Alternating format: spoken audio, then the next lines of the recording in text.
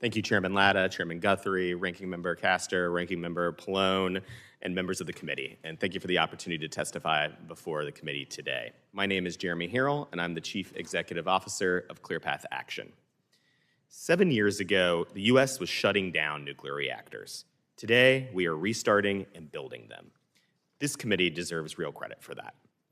Years of bipartisan congressional work, such as NEMA and the ADVANCE Act, accompanied by action from the White House, the Department of Energy, the DOW, and the NRC, are putting policy into action and steel into the ground. Right now, Kairos is building reactors in Tennessee.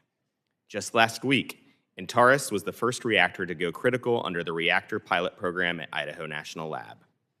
Last month, our team was in Idaho in anticipation of the first test at the Dome facility at the Nuclear Reactor Innovation Center, a facility that finished a full year ahead of schedule.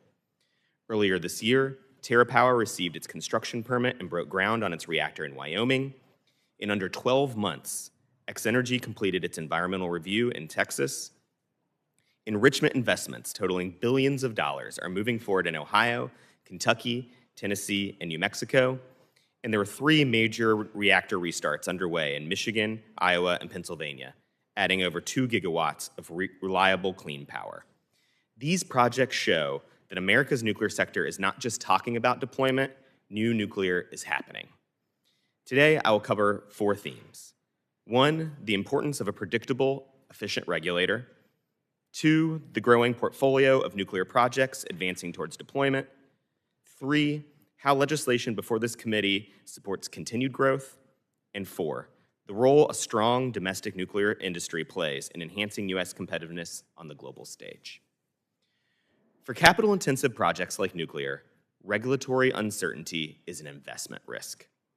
When developers and investors cannot rely on clear timelines and stable expectations, projects stall or never get off the ground. The NRC must be ready to capitalize on this unique moment. That's why the legislation before this committee matters. These are practical, targeted proposals that complement everything you all have already accomplished. Each bill addresses a specific opportunity to further modernize the process without compromising safety. The Efficient Nuclear Licensing Hearings Act removes the requirement to hold an uncontested mandatory hearing.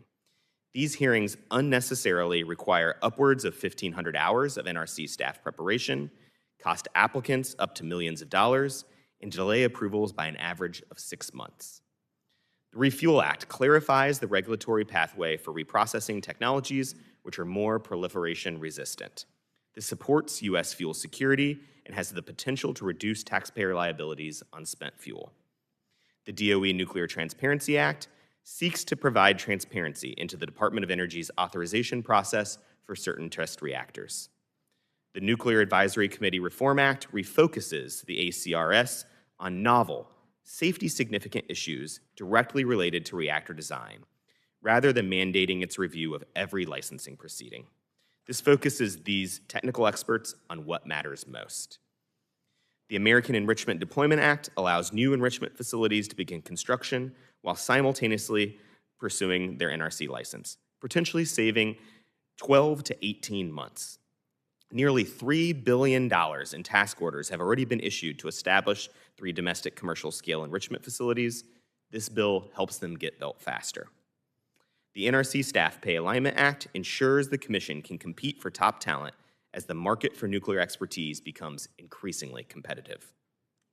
These are the right next steps, and they work best when pursued in a bipartisan way. Bipartisan policy is durable policy, and durable policy is what gives companies and investors what is needed to commit and drive forward our nation's nuclear future with confidence. I'd like to make one final point. This is a strategic moment. The nations that build and export the next generation of nuclear technology will shape global energy markets and geopolitical influence for decades. China and Russia are working aggressively to dominate those markets. Every reactor we build, every license we issue, and every domestic fuel facility we bring online strengthens America's hand in that competition. Thank you again for your leadership and for the opportunity to testify today. I look forward to the discussion.